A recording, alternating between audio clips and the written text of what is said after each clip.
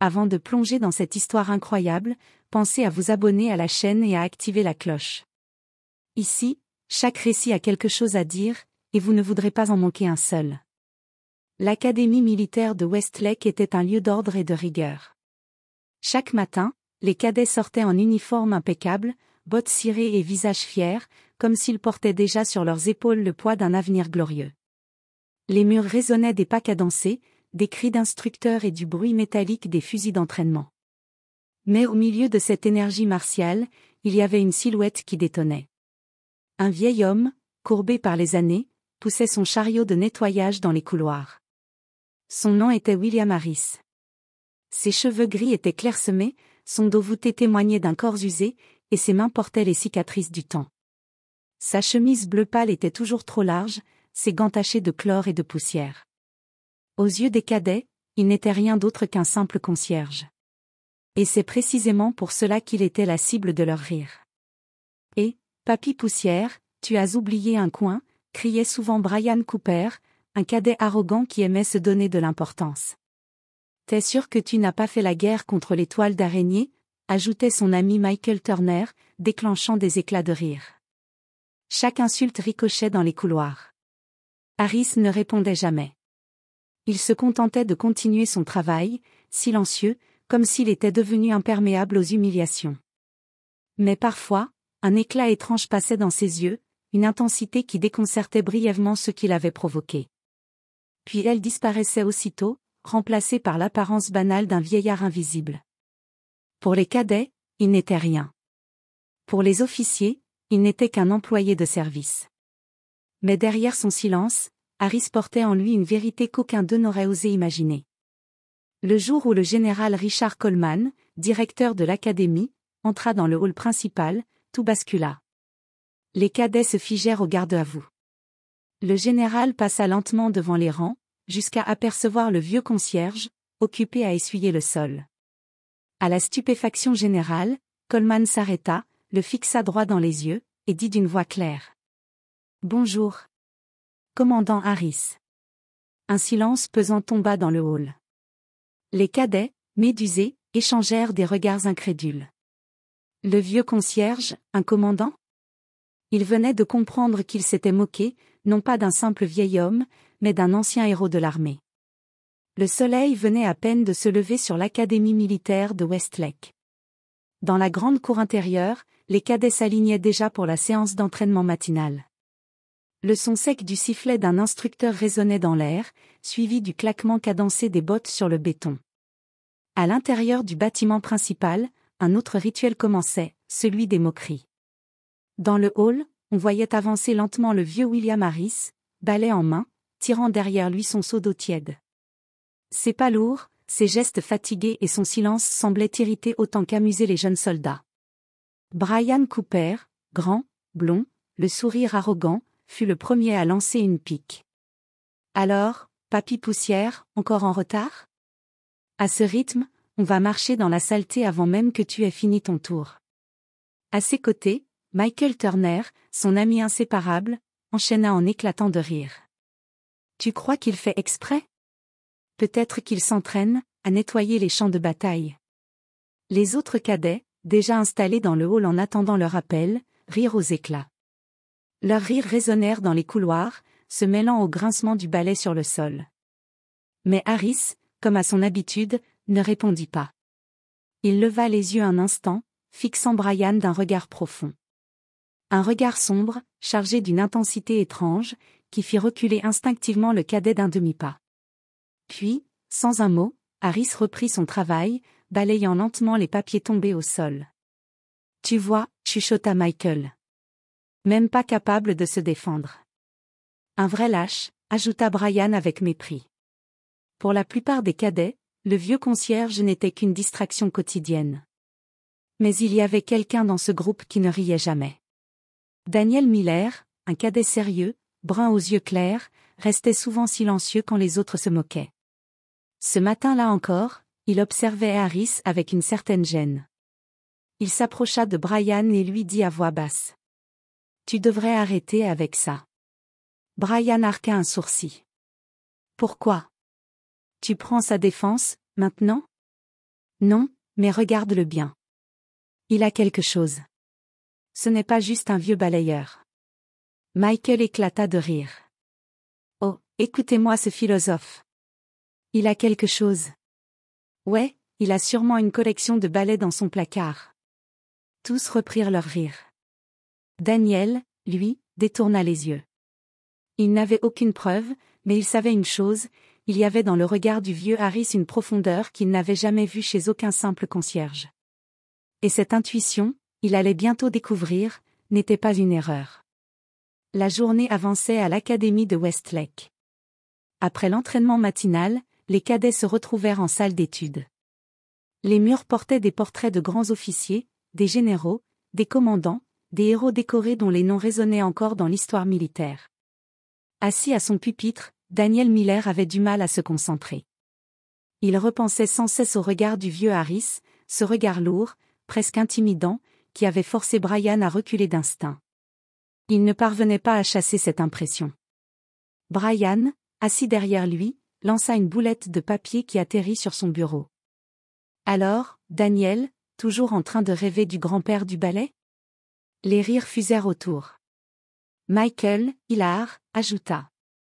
Fais attention, peut-être qu'il t'adoptera et te montrera comment nettoyer les toilettes. Daniel se retourna brusquement, les yeux brillants de colère. Vous ne comprenez rien. Cet homme, ce n'est pas juste un concierge. Un silence relatif tomba, les cadets étant surpris de le voir hausser le ton. Mais Brian répondit aussitôt, Narquois. Ah oui? Et c'est quoi, alors? Un espion infiltré avec son balai téléguidé? Quelques-uns éclatèrent de rire.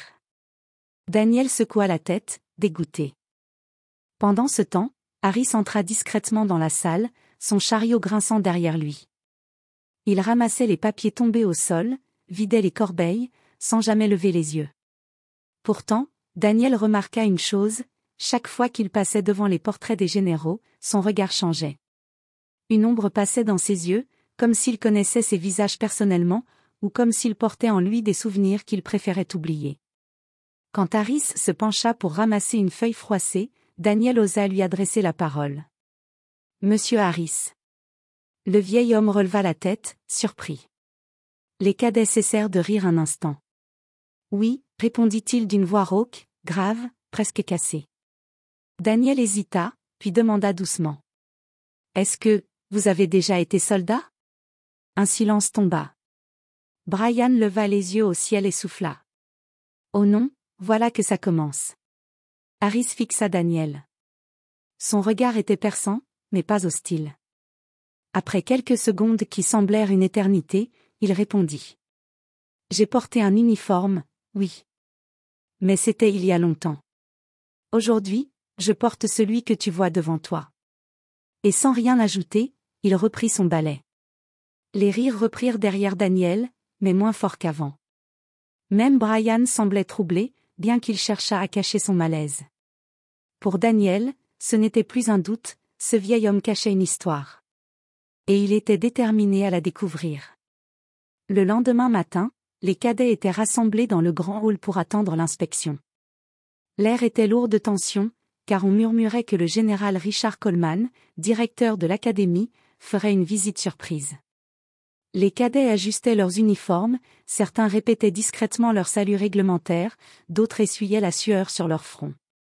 Brian, fidèle à lui-même, chuchota avec un sourire moqueur. Si le général voit notre concierge, il va sûrement lui donner une médaille pour service rendu à la serpillière. Michael éclata de rire, tandis que Daniel, lui, serra les dents. C'est alors qu'un silence brutal s'abattit dans le hall. La grande porte s'ouvrit et le général Richard Coleman entra, flanqué de 2 officiers supérieurs. Sa stature imposante, ses cheveux gris impeccablement coiffés et ses yeux froids imposaient le respect. Tous les cadets se mirent instantanément au garde-à-vous, la main crispée contre le front. Le général avança lentement, ses bottes résonnant sur le sol ciré. Il passait devant chaque rang, scrutant les uniformes, corrigeant une posture d'un simple regard. Puis, soudain, son pas se ralentit. Ses yeux s'arrêtèrent non pas sur un cadet, mais sur la silhouette du vieux Harris, occupé à essuyer une tache d'eau près de l'entrée. Un silence pesant tomba. Tous attendaient une remarque sèche, peut-être même une réprimande pour avoir gêné l'inspection. Mais à la stupéfaction générale, le général Coleman esquissa un léger sourire. Il s'avança vers Harris, et sa voix, habituellement autoritaire, devint presque chaleureuse. Cela faisait longtemps. Commandant Harris. Les cadets crurent avoir mal entendu. Brian écarquilla les yeux. Michael laissa tomber sa mâchoire, incapable d'articuler un mot. Harris leva lentement la tête. Ses yeux fatigués rencontrèrent ceux du général. Pendant un instant, le temps sembla suspendu. Le vieil homme ne dit rien, mais un respect silencieux passa entre les deux hommes, comme un secret partagé que personne d'autre ne pouvait comprendre. Coleman posa une main ferme sur l'épaule du vieux concierge. Vous devriez être dans les manuels d'histoire de cette académie, pas à frotter ces couloirs. Harris esquissa un mince sourire, presque imperceptible. Le passé appartient au passé, général. Ici, je trouve la paix. Le général acquiesça doucement, puis se retourna vers les cadets, qui n'osaient plus respirer. Messieurs, retenez bien une chose, ne sous-estimez jamais l'homme qui se tient en face de vous. Car parfois, un simple uniforme cache le cœur d'un héros. Et sans ajouter un mot, il poursuivit son inspection, laissant derrière lui un silence lourd, chargé de stupeur. Pour la première fois depuis longtemps, les cadets ne rirent plus. Le hall de l'académie n'avait jamais connu un tel silence. Après le départ du général Coleman, les cadets restèrent figés, comme si leurs esprits refusaient de croire ce qu'ils venaient d'entendre. Commandant Harris. Deux mots qui avaient bouleversé toute leur certitude. Brian brisa enfin le silence, d'une voix nerveuse. Vous avez entendu comme moi? Le général, il a appelé le vieux commandant. Michael secoua la tête, incrédule. Non, non, c'est impossible. Peut-être que c'était une sorte de plaisanterie, une façon ironique de l'appeler. Mais Daniel, lui, savait que ce n'était pas une blague. Il avait vu le regard du général, ce n'était pas un rire, ni de l'ironie, mais du respect pur, presque une révérence. Ce n'était pas une plaisanterie, dit-il fermement. Le général Coleman ne plaisante jamais, vous le savez. Les cadets échangèrent des regards confus. L'idée qu'un concierge puisse avoir été un commandant, un héros militaire, leur paraissait absurde. Pourtant, les mots résonnaient encore dans leurs oreilles. Brian, refusant de perdre la face, reprit avec arrogance. D'accord, admettons qu'il ait été commandant, ça devait être il y a 1000 ans. Maintenant, il n'est plus rien. Juste un vieillard avec un balai. Mais personne ne rit cette fois. Même Michael restait songeur. Un doute avait germé dans l'esprit de chacun. Un peu plus tard, à la cafétéria, le sujet devint incontournable. Vous croyez que c'est vrai? Demanda un cadet en baissant la voix. Et si c'était lui, le Harris dont on a parlé en cours d'histoire? Celui de l'opération, comment déjà? Répondit un autre. Storm Eagle, souffla Daniel. Tous se tournèrent vers lui. Oui, continua-t-il. Je crois qu'il a vraiment fait partie de cette mission. Brian éclata de rire, mais son rire sonnait faux, presque forcé. Tu inventes, Miller. T'es tellement obsédé par ce vieillard que tu lui inventes des exploits. Daniel le fixa droit dans les yeux. Si tu avais vu la manière dont le général l'a regardé, tu ne parlerais pas ainsi. Un silence pesant s'installa autour de la table. Même les plus insolents ne trouvaient pas de réponse. Ce soir-là, alors que les cadets regagnaient leur dortoir, les conversations continuaient à voix basse dans les couloirs. Qui était vraiment Harris? Un simple concierge, ou un vétéran légendaire caché derrière une serpillière? Daniel, lui, prit une décision. Il irait aux archives de l'académie. Il devait en avoir le cœur net. La nuit était tombée sur l'académie militaire de Westlake. Dans les dortoirs, la plupart des cadets dormaient déjà, leur corps épuisé par l'entraînement intensif. Mais Daniel Miller, lui, ne trouvait pas le sommeil. Les mots du général résonnaient encore dans sa tête, commandant Harris. Il se leva discrètement, enfila son uniforme léger et sortit du dortoir en silence. Son cœur battait vite, mais sa détermination était plus forte que la peur d'être surpris par une patrouille de nuit. Son objectif était clair, les archives de l'Académie. Le bâtiment des archives se trouvait au sous-sol de l'LA. Peu de cadets y mettaient les pieds, c'était un endroit sombre, froid, où reposaient des centaines de dossiers, de rapports militaires, de photographies jaunies. Daniel poussa doucement la lourde porte en métal. Elle grinça dans un silence oppressant.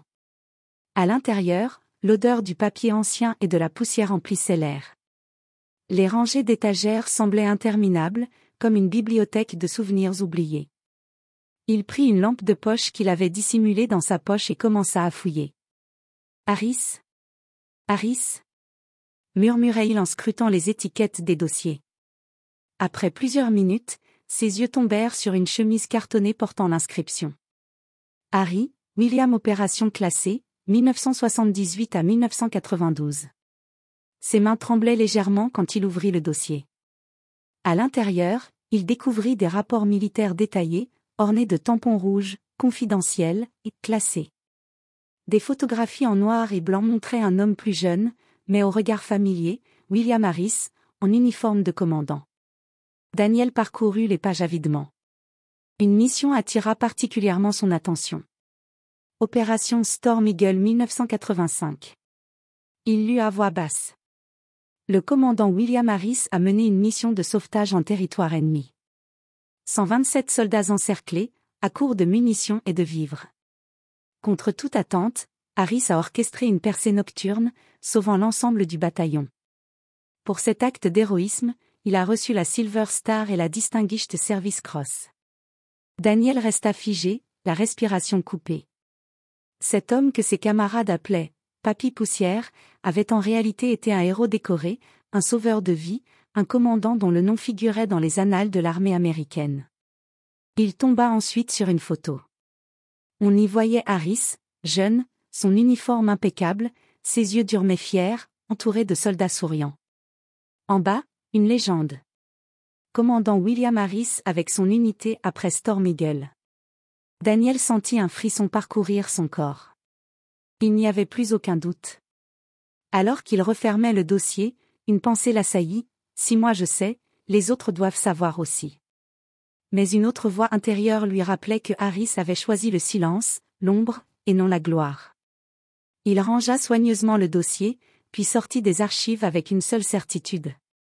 Ce vieux concierge n'était pas un homme banal. Et tôt ou tard, la vérité éclaterait au grand jour. Le lendemain matin, la tension flottait dans l'air.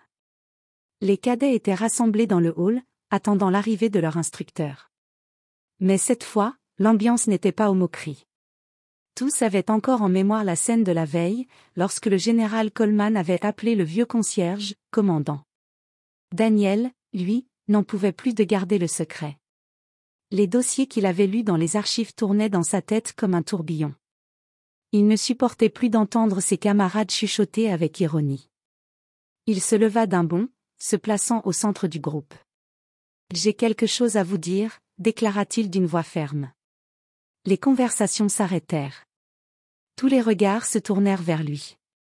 Ce vieil homme que vous appelez Papy Poussière, cet homme que vous traitez comme un moins que rien, il a sauvé plus de vies que chacun d'entre nous n'en sauvera jamais. Brian éclata de rire, nerveusement. Et voilà. Il recommence avec ses histoires de héros. Qu'est-ce que tu as fumé, Miller? Mais Daniel ne se laissa pas intimider. Je suis allé dans les archives. J'ai vu les rapports, les photos. Son nom est inscrit noir sur blanc, commandant William Harris.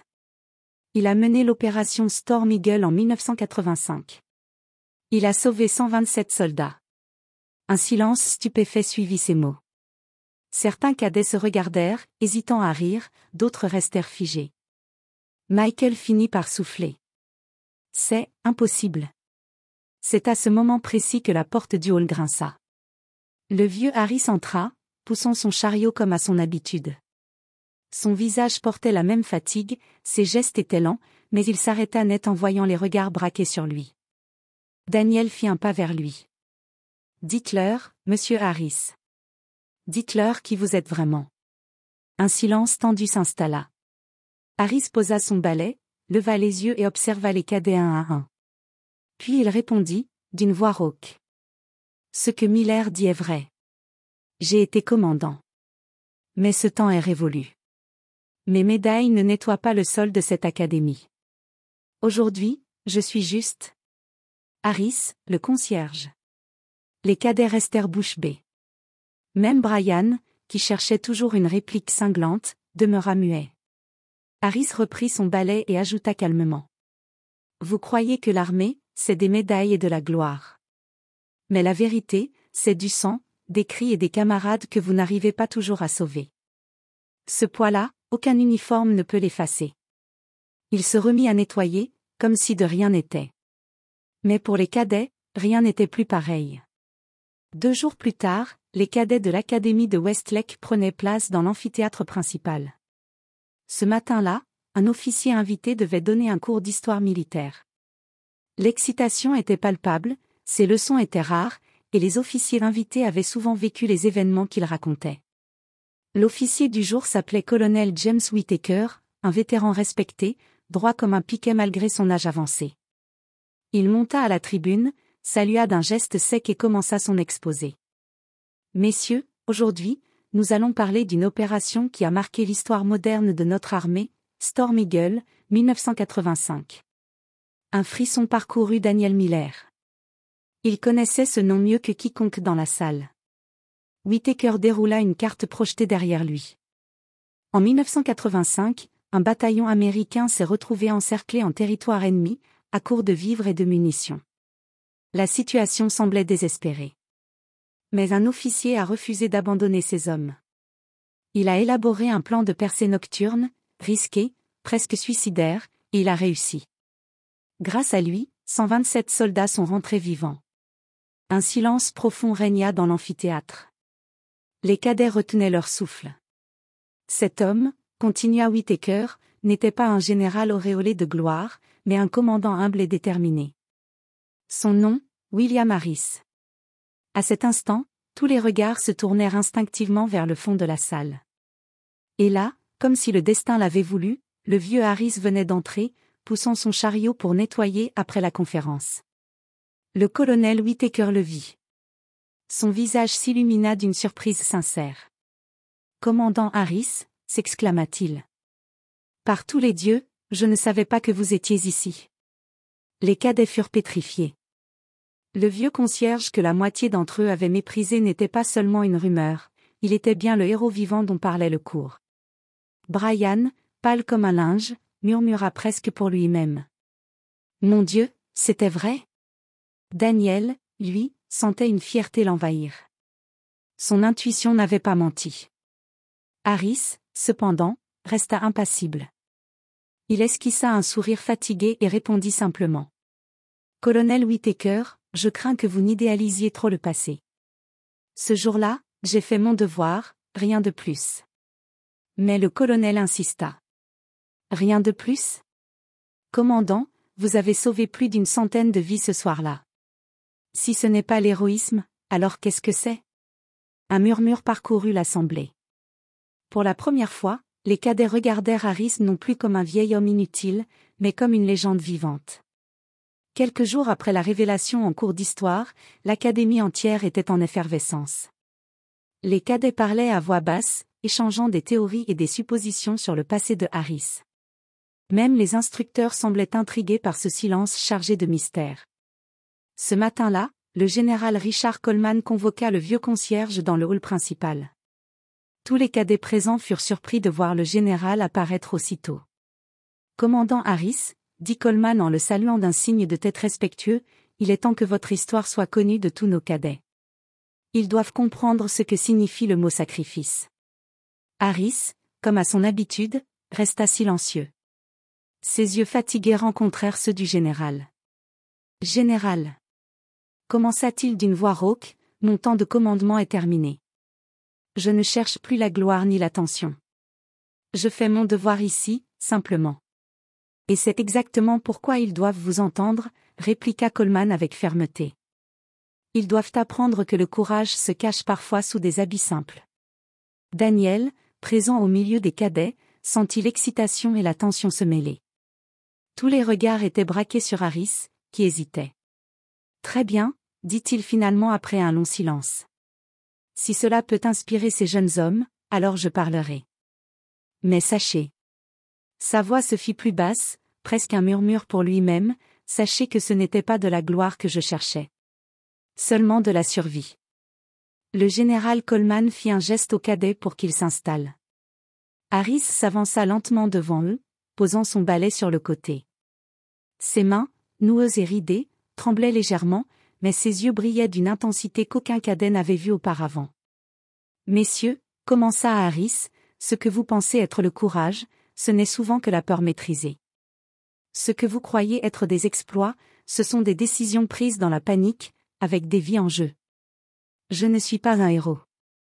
J'ai fait ce qu'il fallait pour mes hommes. Et certains n'ont pas survécu. Un silence profond suivit. Les cadets, habituellement bavards et moqueurs, retenaient leur souffle. Brian et Michael, debout derrière Daniel, échangèrent un regard abasourdi. Vous devez comprendre une chose, continua Harris, sa voix grave mais calme, l'honneur ne se mesure pas aux médailles.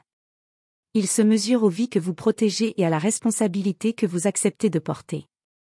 Le général Coleman posa sa main sur l'épaule de Harris. Messieurs, voilà l'homme que vous appeliez autrefois, Papy Poussière. Voilà le véritable commandant Harris. Les cadets, désormais figés, comprirent que leur moquerie quotidienne avait été dirigée contre l'un des plus grands héros vivants de l'Académie. Et pour la première fois, chacun sentit naître un respect profond et sincère. Après la confrontation publique avec le général Coleman, quelque chose changea profondément à l'Académie de Westlake. Les couloirs, autrefois remplis de rires moqueurs et de commentaires sarcastiques, étaient désormais imprégnés d'une atmosphère de respect et de curiosité. Brian Cooper et Michael Turner, jadis leaders des moqueries, restaient souvent silencieux en voyant Harris passer. Brian, le visage habituellement arrogant, le suivait du regard avec un mélange de culpabilité et d'admiration. « Je n'arrive pas à y croire. » murmura-t-il à Michael. « Moi non plus, ce type est un vrai commandant. » On a été ridicule. Même les cadets les plus farceurs apprirent à saluer Harris lorsqu'il croisait son chemin. Certains lui adressaient un simple « Bonjour, commandant ». Et Harris, pour la première fois depuis des années, répondait par un sourire discret mais sincère, un sourire qui disait « Vous commencez enfin à comprendre ». Daniel Miller devint le lien entre Harris et les cadets. Il venait souvent lui parler, poser des questions, écouter les anecdotes sur les missions passées. Mais Harris ne parlait pas de gloire. Il parlait de camaraderie, d'erreurs, de pertes et de sacrifices. Daniel, disait-il un jour, assis sur un banc du hall, je veux que tu comprennes ceci, l'armée ne glorifie pas les survivants. Elle enseigne à vivre avec ceux que l'on n'a pas pu sauver. Daniel hocha la tête, absorbant chaque mot. Je comprends, monsieur Harris, je commence à comprendre. Peu à peu, l'exemple de Harris commença à changer les mentalités. Les cadets prirent conscience que le respect et l'humilité étaient tout aussi essentiels que la discipline et la force. Même les compétitions entre eux prenaient un autre sens, elles n'étaient plus seulement pour prouver leur supériorité, mais pour apprendre et se soutenir mutuellement. Lors d'une inspection surprise, Brian s'approcha du hall, et sans un mot, salua Harris avec le geste militaire approprié. Le vieil homme hocha la tête en retour. Pour Brian, c'était un petit pas, mais un pas énorme dans son évolution. Michael, quant à lui, ne se moquait plus jamais ouvertement, et commença à écouter les histoires que Daniel rapportait sur le passé de Harris. Le hall de l'Académie, autrefois théâtre de raillerie, était désormais un lieu où l'expérience, le courage et le respect prenaient le pas sur la moquerie et l'insolence. Et Harris, silencieux mais attentif, continuait à travailler. Mais derrière son regard fatigué se lisait une satisfaction rare, il avait semé la graine du respect et de la sagesse dans l'esprit de ces jeunes hommes. Quelques mois plus tard, l'Académie militaire de Westlake célébrait sa cérémonie annuelle de remise des diplômes. Les cadets, vêtus de leurs uniformes impeccables, se tenaient au garde à vous, fiers et nerveux à la fois. Le soleil éclairait le hall principal, projetant des ombres longues et solennelles sur le sol ciré. Le général Richard Coleman monta sur l'estrade pour prendre la parole. Son regard parcourut les cadets, s'arrêtant un instant sur le vieux Harris, qui poussait tranquillement son chariot, comme à son habitude. « Messieurs, Commença le général, vous avez appris à manier les armes, à suivre les ordres et à diriger. Mais souvenez-vous d'une chose, le courage ne se mesure pas à la taille des batailles ni aux médailles sur votre poitrine. Il fit un geste vers Harris. Certains des plus grands héros de notre armée ne portent pas toujours l'uniforme que vous voyez. Certains travaillent dans l'ombre, silencieusement, portant le poids de décisions que nous ne pourrions jamais imaginer. Les cadets tournèrent leur regard vers Harris. L'homme, immobile, continuait à pousser son chariot, mais cette fois, aucun cadet n'osa bouger ou rire. « Voici l'homme que vous avez autrefois méprisé et raillé. » Poursuivit le général, sa voix grave et ferme. Commandant William Harris.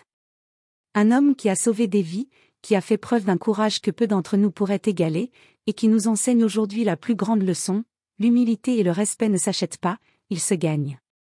Un silence solennel s'installa. Puis, pour la première fois depuis des années, Harris posa son balai et salua. Les cadets, debout, répondirent au salut, certains les larmes aux yeux. Même Brian et Michael, autrefois ses plus grands moqueurs, ne pouvaient que se tenir droits, impressionnés et respectueux. Daniel Miller, observant la scène, sentit un poids disparaître de ses épaules. Il avait compris que la véritable force ne se mesurait pas seulement dans la puissance physique ou la discipline, mais dans la capacité à agir avec courage, humilité et loyauté. Et tandis que la cérémonie se terminait, les cadets savaient qu'ils n'oublieraient jamais cette leçon gravée par un vieil homme silencieux, devenu leur plus grand exemple. Harris, redevenu simplement le concierge aux yeux du monde, avait transformé l'académie entière. Son passé héroïque, sa dignité et son humilité continueraient à inspirer chaque génération de cadets à venir.